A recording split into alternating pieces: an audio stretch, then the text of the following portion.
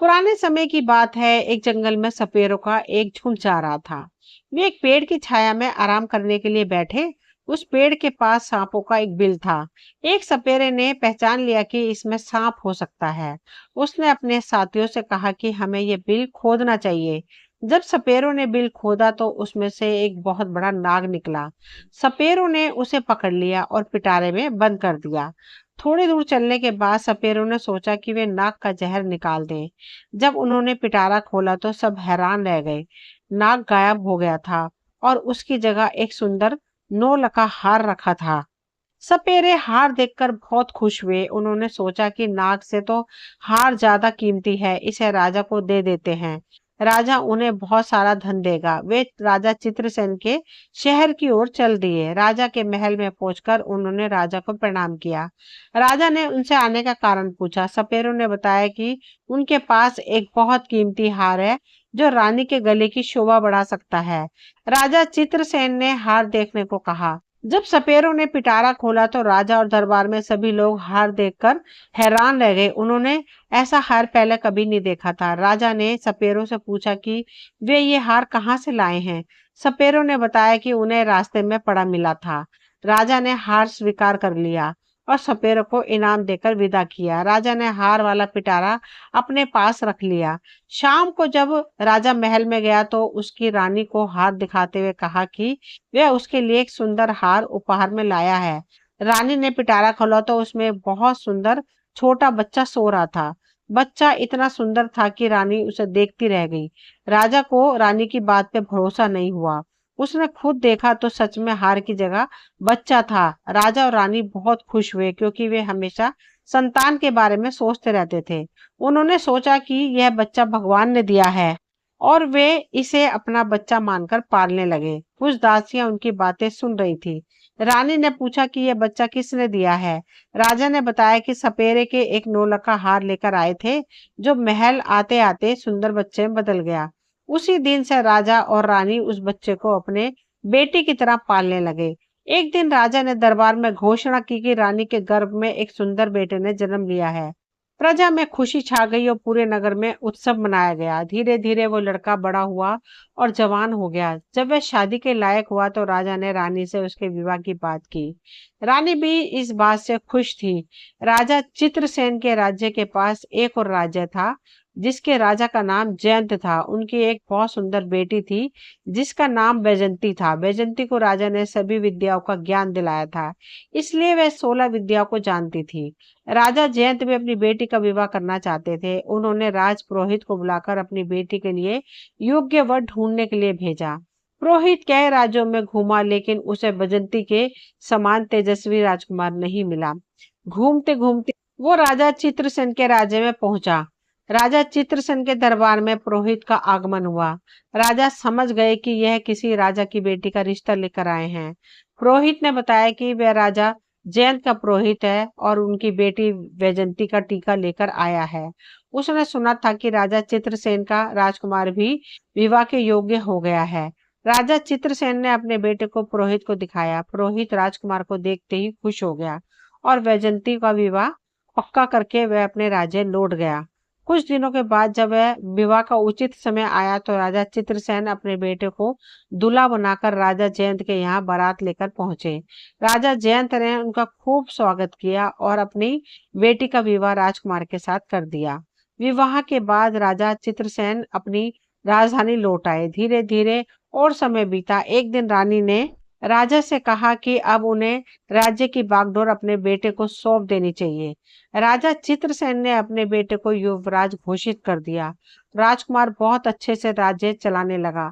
एक दिन राजकुमारी वैजंती को उसकी दासी ने कहा कि वह राजकुमार से पूछे कि उसके माता पिता कौन है। दासी की बात सुनकर वैजंती को आश्चर्य हुआ। दासी ने कहा कि राजकुमार महाराज चित्रसेन के बेटे नहीं है। राजकुमारी वैजंती के मन में अपने पति को लेकर शक होने लगा। उसने सोचा कि शाम को जब राजकुमार महल में आएंगे तो वह उनसे यह बात जरूर पूछेगी। जब राजकुमार शाम को महल में आए तो वैजंती ने उनसे पूछा कि उनके माता पिता कौन है और वो किस राजवंश के हैं। यह सुनकर राजकुमार का चेहरा काला पड़ गया। उन्होंने कहा वह महाराज चित्रसेन के बेटे हैं, लेकिन वैजंती नहीं मानी और सच बताने को कहा। माँ गंगा की कसम दी, राजकुमार धर्म संकट में पड़ गए। उन्होंने सोचा कि किसी ने उसके मन में ये सवाल पैदा किया है। राजकुमार ने अपनी पत्नी को बहुत समझाया कि वह महाराज का ही बेटा है, लेकिन राजकुमारी जिद पर अड़ गई। उसने कहा कि अगर वह नहीं बताएगा तो वह भोजन नहीं करेगी। राजकुमार सोचने लगे कि अब उन्हें सब कुछ बताना ही पड़ेगा। राजकुमार ने बार बार अपनी पत्नी से कहा कि मान जाओ, अभी भी समय है, मुझसे ये बात मत पूछो वरना बहुत पछताओगी। लेकिन राजकुमारी जिद करके बैठ गई। राजकुमार ने कहा कि अगर नहीं मानती तो ठीक है, हम कल महल से बाहर वन विहार के लिए चलेंगे और वहां चलकर मैं तुम्हें सब कुछ बता दूंगा। अगले दिन राजकुमार और बजंती रथ में बैठकर वन विहार करने का बहाना करके महल से निकले और एक नदी के किनारे आ गए। राजकुमारी बजंती ने पूछा कि वे उसे नदी के पास क्यों लाए हैं, क्या इस नदी में उनका कोई संबंध है। राजकुमार ने फिर से कहा कि मान जाओ और मुझसे मेरे वंश के बारे में मत पूछो वरना तुम्हें बहुत पछताना पड़ेगा। लेकिन राजकुमारी नहीं मानी। राजकुमार ने नदी में उतरकर जल के बीच पहुंच गए और कहा कि रानी, अभी भी समय है, तुम मुझसे यह बात मत पूछो, अभी कुछ नहीं बिगड़ा है। लेकिन राजकुमारी ने कहा, चाहे कुछ भी हो जाए तो यह बात पूछ कर ही रहूंगी। राजकुमार नदी के और गहरे जल में पहुंच गए। जब पानी छाती तक आ गया, राजकुमार ने फिर रानी को समझाकर कहा कि रानी मान जाओ, तुम्हारा पूछना मुझे तुमसे हमेशा के लिए दूर कर सकता है। तब राजकुमारी ने कहा, चाहे कुछ भी हो जाए, उन्हें इस भेद को उसके सामने रखना ही होगा। जब राजकुमार आगे बढ़े और जब पानी मुंह तक आ गया, तब उन्होंने कहा कि रानी, अभी तुम्हारे पास समय है, ये जानने की कोशिश मत करो कि मैं कौन हूँ। परंतु रानी नहीं मानी। फिर राजकुमार ने अपना असली नाग का रूप धारण कर लिया और नदी के जल के ऊपर अपना फन दिखाने लगे। और अपना फन दिखाने के बाद वे नदी के अंदर समा गए और फिर बाहर निकलकर नहीं आए। राजकुमारी बजंती ने राजकुमार को खोजने की बहुत कोशिश की, परंतु राजकुमार का कहीं पता नहीं चला। जब काफी देर हो गई और राजकुमार नहीं लौटे तो राजकुमारी बजंती घबरा गई, क्योंकि अब उनका पति नाग बनकर कहीं चला गया था। बजंती ने वहां उसे खोजने का बहुत प्रयत्न किया, लेकिन वह नहीं मिला। थक हार कर वह अपने रथ के पास आ गई और सारथी से कहा कि रथ को महल की ओर ले चलो। महल पहुंचकर उन्होंने महाराज को बताया कि उनका बेटा नदी में डूब गया है। यह सुनकर राजा को बहुत बड़ा दुख हुआ। राजा ने अपने सैनिकों को आदेश दिया कि जाओ, नदी के जल को खंगाल डालो और राजकुमार की लाश को तलाश करो। राजा के सैनिक रानी बैजंती, महाराज और महारानी के साथ उस नदी तट पर पहुंचे। नदी में जगह जगह जाल डलवाए गए, लेकिन कोई सफलता नहीं मिली। नदी में कई गोताखोरों ने राजकुमार की लाश को तलाश किया, मगर कुछ हाथ नहीं लगा।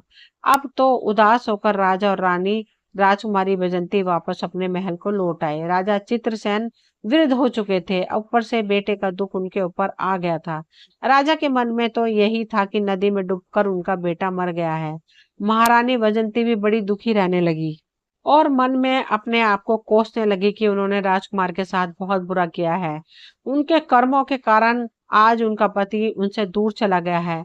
यदि वह उनके वंश के बारे में पूछने की जिद ना करती तो शायद उनका पति उनसे दूर नहीं जाता। लेकिन जैसा कि राजपुरोहित ने बताया कि राजकुमारी बैजंती बड़ी विद्वान थी, 16 विद्याओं को जानती थी। काफी सोच विचार के बाद उनको एक तरकीब सूझी। राजकुमारी ने अपने पूरे नगर में घोषणा करवा दी, कोई भी व्यक्ति उसे कोई नई बात सुनाएगा तो उसके बदले में उनको उचित इनाम दिया जाएगा। चाहे कोई आप बीती हो या फिर प्राचीन घटना से संबंधित कोई भी कहानी हो या कथा हो, कुछ भी जो कोई सुनाएगा उसको उचित इनाम दिया जाएगा। रानी बजंती रोज कहानी सुनती थी। उनके पास कहानियां सुनाने वालों की भीड़ लगी रहती थी। कोई रामायण की कहानी सुनाता तो कोई राजा का इतिहास। राजकुमारी बजंती का बस यही काम था कि वे सुबह से शाम तक नई नई कहानियां सुनती रहती। ऐसे ही कुछ समय बीत गया। एक दिन उसी राज्य का एक बूढ़ा आदमी पास के जंगल से गुजर रहा था। जंगल पार करते करते उसे रात हो गई, तो उसने सोचा कि अब रात में आगे चलना ठीक नहीं, क्योंकि जंगल में खतरनाक जानवर भी मिल सकते हैं। यही सोचकर बूढ़ा आदमी उस जंगल में एक पीपल के पेड़ पर चढ़कर बैठ गया।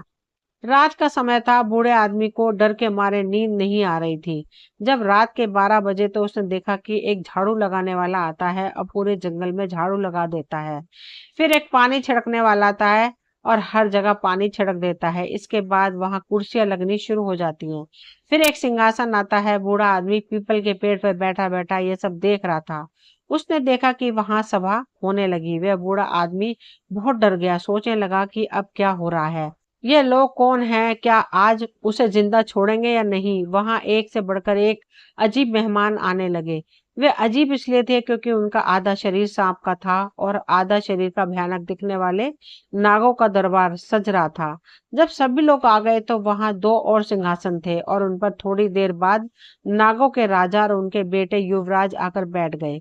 पूरा दरबार उनका स्वागत करता है। उनके बीच जो बातें होने लगी वो बातें हो ही रही थी, लेकिन नागराज का बेटा चुपचाप गर्दन झुकाए बैठा था।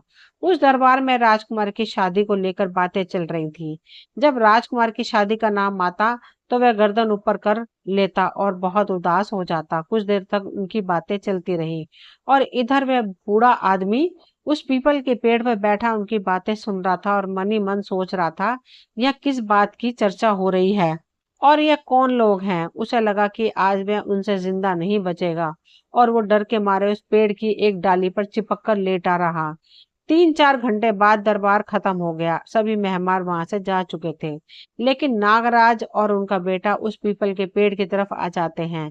तब पीपल के पेड़ पर बैठा बूढ़ा आदमी सोचने लगा कि यह उसकी तरफ ही आ रहे हैं। उसे लगा कि अब यह उसे जिंदा नहीं छोड़ेंगे क्योंकि उन्हें पता चल गया है कि वह इस पेड़ पे बैठा है। यह सोचकर वह बूढ़ा आदमी डर जाता है, लेकिन नागपुत्र राजकुमार उस पीपल की जड़ों में बैठकर रोने लगता है और अपनी रानी वैजंती को याद करता है। ये सब बातें वह बूढ़ा आदमी सुन रहा था। वह मन में सोचता है कि यह तो बड़ा चमत्कार हो गया। वह क्या देख रहा था और कुछ देर रोने के बाद हाय बैजंती कहते हुए नाग वहां से चला जाता है। धीरे धीरे सुबह होने लगती है। जब सुबह हुई तो वह बूढ़ा आदमी उस पेड़ के नीचे उतरता है और नीचे उतरने के बाद वापस अपने शहर लौट जाता है और मन में सोचने लगता है कि वैसे भी वह बहुत करीब है और रानी बैजंती नई नई कहानियां सुनती रहती है, तो क्यों न चलकर यह बात महारानी बैजंती को सुनाई जाए। इसके बदले में महारानी उसे बहुत सारा पैसा देगी और वह अमीर हो जाएगा। ऐसा सोचकर वह बूढ़ा आदमी उसी जगह पहुंच जाता है जहां रानी बैजंती का मंडप लगा हुआ था। रानी बैजंती रोज कहानियां सुना करती थी। एक से बढ़कर एक बड़े विद्वान रानी को कहानी सुना रहे थे। कुछ घंटे इंतजार करने के बाद उस बूढ़े आदमी का कहानी सुनाने का नंबर आता है। वह महारानी बैजंती से कहने लगता है कि महारानी, आज उसने बड़ा अजीब नजारा देखा है। आज वह उसे आंखों देखी घटना सुनाएगा। रात में जब वह जंगल से गुजर रहा था तो रात होने की वजह से वह उस जंगल में फंस जाता है। रात होने की वजह से वह वहीं रुकना ठीक समझता है और उसी जंगल में एक पेड़ पर चढ़कर बैठ जाता है। वह सुबह होने का इंतजार करने लगता है। तब वह वहां देखता है कि वहां एक नागराज का दरबार लगता है। उन सबका आधा शरीर इंसान का था और आधा शरीर नाग का था। ऐसा अजीब प्राणी उस दरबार में आए तो कुछ देर तो उसे लगा कि यह लोग उसे मार डालेंगे, लेकिन वह उस समय पीपल के पेड़ पर चिपका हुआ चुपचाप बैठा रहता है। और जब दरबार खत्म होता है तो वहां से नागों के राजा का बेटा एक सुंदर रथ में बैठकर जिस पीपल के पेड़ पर वह बैठा था उसी पेड़ की ओर आता है। वह उस रथ से नीचे उतरता है और पीपल के पेड़ के नीचे बैठकर कुछ देर हाय बैजंती कहकर रोता रहता है। उसके बाद वहीं से गायब हो जाता है। अब यह बात जब राजकुमारी बैजंती सुनती है तो उस बूढ़े आदमी से कहने लगती है कि बाबा, मैं तुम्हें इतना धन दूंगी कि तुम्हारी कई पीढ़ियां बैठी बैठी खा सकती हैं, लेकिन तुम मुझे उस जगह पर ले चलो जहां तुमने राजकुमार को रोते हुए देखा था। यह बात सुनकर बूढ़ा आदमी डर जाता है और कहता है कि राजकुमारी, अब मैं वहां नहीं जाऊंगा, वहां जाने से मुझे बहुत डर लग रहा है। तब राजकुमारी कहती है, नहीं बाबा, तुम चिंता मत करो, तुम्हें मेरे साथ वहां चलना ही पड़ेगा। इतना कहकर रानी बैजंती ने एक सोने की मोहरों से भरी थैली उस बूढ़े आदमी को दी और कहती है कि मैं तुम्हें और भी सोने की मोहर दूंगी, तुम मुझे उस जगह पे पहुंचा दो।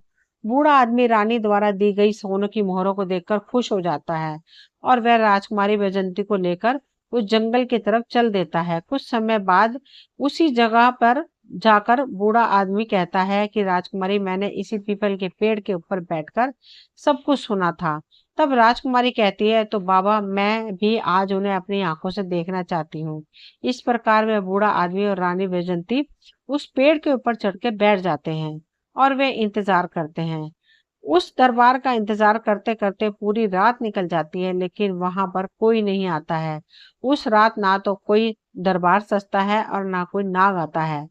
तब रानी बजंती उस बूढ़े आदमी पे गुस्सा हो जाती है और कहती है, बाबा तुमने झूठ बोला है, इसके लिए मैं तुम्हें कड़ी से कड़ी सजा दे सकती हूँ। तब वह बूढ़ा आदमी कहता है कि नहीं महारानी, मैंने कोई झूठ नहीं बोला है। मैंने जो अपनी आंखों से देखा था वही मैं आपको बता रहा हूँ। तब रानी बोलती है, तो फिर आज क्या हुआ? तब बूढ़े आदमी ने कहा, यह मैं नहीं जानता कि वो लोग आज क्यों नहीं आए। दोस्तों, रानी बैजंती निराश होकर अपने महल लौट आती है। वहां वह बूढ़ा आदमी मन ही मन परेशान रहने लगता है कि वह रानी के सामने झूठा पड़ गया। वो बूढ़ा आदमी सोचने लगता है कि उस दिन कौन सी तिथि थी जिस दिन वह उस जंगल में दरबार लगा था। उसने यह बात ज्योतिषियों से पूछा, तब ज्योतिषियों ने बताया कि उस दिन पूर्णिमा थी, चांद पूरी तरह से उगा हुआ था और ऐसे मौकों पर देवताओं की सेवा कुछ जगहों पर होती है। हो सकता है तुमने उस सेवा को देख लिया हो। अब तो वह बूढ़ा आदमी सोचने लगता है कि अगली पूर्णिमा आएगी तब वह रानी को लेकर वहां जाएगा। महारानी भी उस बूढ़े आदमी से कहती है कि अगर तुम मुझे वह नजारा दिखा दोगे तो मैं तुम्हें बहुत बड़ा इनाम दूंगी। इधर धीरे धीरे समय बीतता है और जब अगली पूर्णिमा की रात आती है तो वह बूढ़ा आदमी महल में जाता है और महारानी से कहता है, महारानी आज आपको मेरे साथ उस जंगल में चलना पड़ेगा। आज मैं आपको वह नजारा दिखाऊंगा। महारानी बैजंती और वह बूढ़ा आदमी दोनों जंगल की ओर चल देते हैं। वहां पहुंचकर रानी बैजंती और वह बूढ़ा आदमी उस पीपल की जड़ों में घूमकर बैठ जाते हैं। जब रात के 12 बजने का समय नजदीक आता है तो वहां एक झाड़ू लगाने वाला आता है। वह झाड़ू लगाता है, पानी छिड़कने वाला आता है, वह पानी का छिड़काव करता है। थोड़ी देर बाद दरबार सजने लगता है। धीरे धीरे वह नाग लोग आने लगते हैं। नागों का आधा शरीर इंसान का था, आधा शरीर नाग का। बूढ़ा आदमी इशारे से कहता है कि महारानी अब आप ध्यान से देख लो, यही सब मैंने उस दिन देखा था।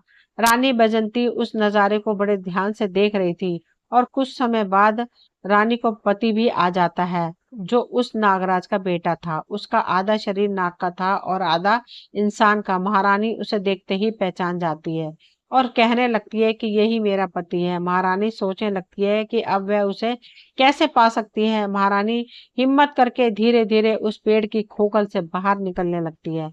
उधर वह बूढ़ा आदमी डर जाता है। बूढ़ा आदमी राजकुमारी से कहता है, राजकुमारी आप थोड़ी देर इंतजार कीजिए। 3-4 घंटे बाद वह सभा चलती रही। जब सभा खत्म होने का समय होता है तो सभी नाग वहां से चले जाते हैं। राजकुमारी भी उस पीपल के पेड़ के पास आकर बैठकर रोने लगता है।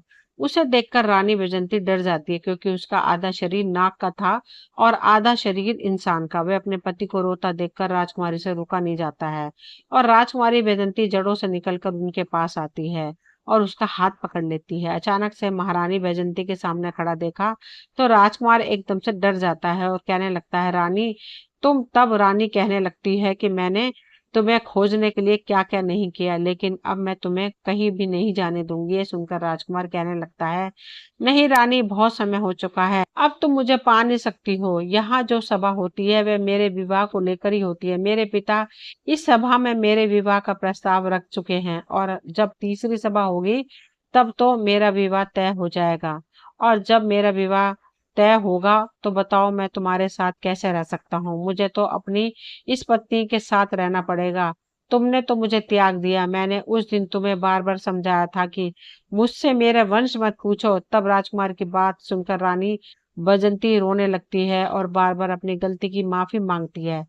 तब राजकुमार कहता है, राजकुमार रोने का समय नहीं है, मैं तुम्हें एक उपाय बताता हूँ। यदि तुमने ये उपाय कर लिया तो शायद हमारा मिलन हो सकता है। तब रानी बजंती बोलती है कि तुम मुझे जो उपाय बताओगे मैं वही करूंगी, लेकिन तुम्हें मेरे साथ रहना होगा। तब राजकुमार बोलता है, रानी अब मेरे जाने का समय हो गया है, मुझे मेरे पिता के दरबार में पहुंचना है, लेकिन अगली पूर्णिमा के दिन तुम्हें इसी प्रकार यहाँ आकर बैठना पड़ेगा। और जब यह सभा लगने लगे तो ध्यान रखना कि तुम चुपचाप महाराज से सिंहासन के नीचे आकर छुप जाना। और जब मेरे विवाह की बात चले तो तुम उस सिंहासन से नीचे से निकलकर महाराज के सामने जाकर खड़ी होकर तुम मुझे महाराज से मांग लेना। अगर महाराज बात मान लेते हैं तो मैं तुम्हें मिल जाऊंगा। इतना कहकर वे नाग वहां से गायब हो जाता है। इधर महारानी वैजंती व बूढ़ा आदमी अपने शहर लौट जाते हैं। तब से रानी राजकुमार को पाएगी या नहीं इस बात को लेकर दुखी रहने लगती है। इधर राजा चित्रसेन भी अपने बेटे के दम में दिन रात दुखी रहते हैं। धीरे धीरे समय निकल गया। इधर महारानी सोच रही थी कि अब चाहे कुछ भी हो जाए, अगली पूर्णिमा के दिन वे अपने पति को पाकर ही रहेगी। ये सोचकर अब रानी कहानियां सुनना भी बंद कर देती है। धीरे धीरे समय बीतता जाता है। जब तीसरी पूर्णिमा नजदीक आती है तो रानी मन में विचार कर रही थी कि आज चाहे कुछ भी हो जाए, वे अपने पति को लेकर ही लौटेगी। वे बूढ़े आदमी को लेकर उस पीपल के पेड़ के पास पहुंच जाती है। वहां दोनों उस पीपल की जड़ में छुपकर बैठ जाते हैं और सभा लगने का इंतजार करने लगते हैं। इधर रात के 12 बजते ही दरबार की तैयारियां शुरू हो जाती हैं। कुर्सियां लगती हैं, राजा का सिंहासन आता है। इधर रानी उस पीपल की खोखल से निकलकर उस सिंहासन नीचे छुप जाती है। बड़े ही विशाल शरीर वाले नाग वहां आकर बैठने लगते हैं। कुछ देर के बाद राजकुमार का पिता भी, जो नागों का राजा था, वह भी आ जाता है। राजकुमार भी वहीं आकर बैठ जाता है। दरबार शुरू होता है। उनमें आपस में बातें होने लगती हैं। कुछ समय के बाद राजकुमार के विवाह की बात शुरू होती है। अब राजकुमार के विवाह की जब बात चली तो राजकुमारी वैजंती मौका पाते ही सिंहासन के नीचे से निकलकर राजा के सामने हाथ जोड़कर खड़ी हो जाती है। अचानक से एक स्त्री को वहां पर आया देखकर सारी सभा घबरा जाती है। तब नागराज बोलता है, तुम कौन हो और यहाँ इस सुनसान जंगल में आधी रात के समय तुम यहाँ क्यों आई हो? क्या तुम्हें मौत का डर नहीं लगता? हम नाग हैं और नाग लोग कितने जहरीले होते हैं। यह तुम्हें नहीं छोड़ेंगे। यह बात सुनकर बैजंती कहने लगती है, महाराज मुझे डर किसी बात का, मैं तो आपकी पुत्र वधू हूँ। राजकुमार मेरे पति हैं और आप ना मानो तो उनसे ही पूछ लो। इनके साथ मेरा विवाह हुआ है। जब महाराज अपने राजकुमार से पूछते हैं कि राजकुमार यह कौन है, तो राजकुमार पूरी कहानी अपने पिता को सुनाता है और कहता है कि पिताजी, एक दिन मुझे कुछ सपेरों ने पकड़ लिया था और पकड़कर पिटारे में रखकर मुझे ले जाने लगे, तो मैंने उनसे बचने के लिए उस पिटारे के अंदर नौलखा हार का रूप धारण कर लिया था। उन सपेरों ने नौलखा हार महाराज चित्रसेन के यहाँ दे दिया। मैंने सोचा राजा चित्रसेन को कोई बेटा नहीं है, राजा की कोई संतान नहीं है, तो क्यों ना राजा के यहाँ मैं बेटा बन जाता हूँ। तो वह अपनी माया से बेटा बन जाता है और कई साल महाराज के राजमहलों का सुख भोगता रहता है। महाराज अपने बेटे की तरह उसका पालन पोषण करते हैं और इसी सुंदरी के साथ उसका विवाह करवा देते हैं। लेकिन एक दिन जिद करके इस सुंदरी ने मुझसे मेरे वंश के बारे में पूछा कि तुम किस वंश के हो। मैंने इसे बहुत समझाया लेकिन यह नहीं मानती, और जब यह नहीं मानती तो यहाँ मेरा स्थान था, वहां इसे लेकर जाता हूँ और वहां पहुंचकर मैं अपना असली रूप में आ जाता हूँ और मैं अपने परिवार के पास चला जाता हूँ। यह बात महाराज जब सुनते हैं तो नागराज कहने लगते हैं कि देवी, क्या यह सच कह रहा है? तब राजकुमारी वैजंती कहती है, महाराज ऐसा ही हुआ था। मेरा विवाह इन्हीं के साथ हुआ था, जबकि पहले इनका पूरा शरीर इंसान का था। वैजंती की बात सुनकर नागराज अपने बेटे को डांटते हैं, पहले तो तुमने हमारी परंपरा के खिलाफ जाकर जमीन पर शादी की, फिर इसके बाद तुम इस स्त्री को छोड़कर हमारे पास वापस आए हो। तुमने यह अपराध किया है। अब मैं तुम्हें श्राप देता हूँ कि जब तक यह स्त्री जिंदा रहेगी तब तक तुम जमीन पर रहकर इनका साथ दोगे, इसे छोड़कर नहीं जा सकते। इसे अपनी पत्नी के रूप में रखना होगा। जिस राजा के तुम बेटे बने थे, उस राजा का राज्य भी तुम्हें चलाना होगा, उस राजा की सेवा करनी पड़ेगी। जब तक वहां का काम समाप्त नहीं हो जाता तब तक तुम्हें हमारे साथ हमारे पास नागलोक में नहीं लौटना होगा। अब तुम्हारा विवाह नहीं होगा। दोस्तों, नागराज ने यह श्राप देकर वैजंती को उसका पति दे दिया। राजकुमार अब अपने पहले वाले रूप में आ जाता है। उसके बाद रानी वैजंती और राजकुमार नागराज से सर झुकाकर आशीर्वाद लेते हैं और अपनी पत्नी के साथ विदा लेकर वहां से राजमहल की ओर चले जाते हैं। राजकुमार अपनी नगरी में आता है। वहां पहुंचकर वह देखता है कि बेटे के गम में परेशान होकर महाराज की हालत बहुत ज्यादा खराब हो चुकी थी। जब राजकुमार महाराज के पास पहुंचा तो महाराज अपने बेटे को देख बहुत खुश हो जाते हैं। उन्हें ऐसा लगता है कि सारी बीमारियों ने उनका पीछा छोड़ दिया है। पूरे राजमहल में खुशियां मनाई जाती हैं। राजा पूरे शहर में यह खबर भिजवा देते हैं कि उनका राजकुमार वापस लौट आया है। यह सुनकर पूरे शहर में खुशी का उत्सव मनाया जाता है और राजा चित्रसेन और उनकी महारानी अपने बेटे को पाकर बहुत खुश होते हैं। इस प्रकार से रानी वैजंती अपने खोए हुए पति को ढूंढ लेती है और बड़े प्यार के साथ अपने पति के साथ रहती है। दोस्तों, ये थी आज की कहानी। मुझे उम्मीद है आप सभी को पसंद आई होगी। अगर कहानी पसंद आई हो तो प्लीज चैनल को सब्सक्राइब करें, वीडियो को लाइक शेयर करें, कमेंट करें। मिलती हूँ अगली कोई नई कहानी लेकर। कहानी सुनने के लिए आप सभी का तहे दिल से शुक्रिया।